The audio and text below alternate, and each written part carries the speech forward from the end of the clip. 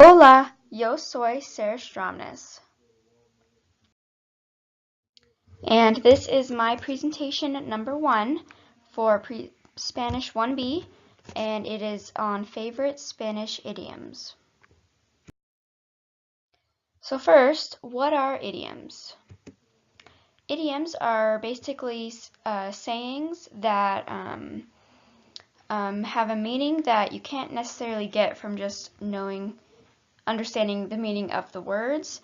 So they're like sayings and they're very specific to the language. So an example of an idiom in English would be a picture is worth 1,000 words.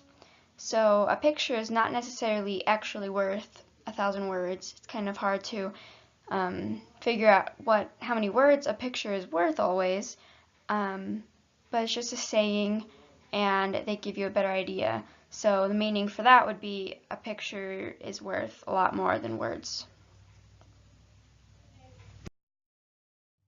So here are 3 Spanish idioms and what they mean.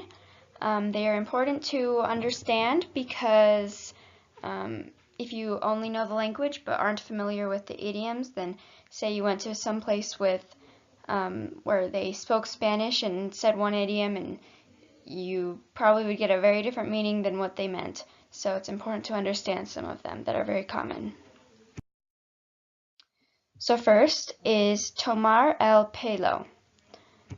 So basically it is translated directly as saying to take the hair, but in English we would say you're to pull someone's leg.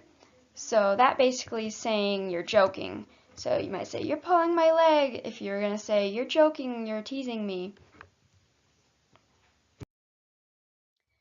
The next one is ser pan comido. So translated literally, it means to be eaten bread.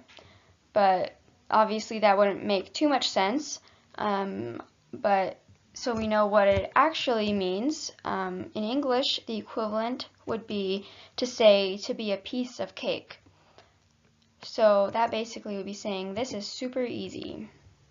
You might say, oh, my job's a piece of cake, or oh, that homework was a piece of cake.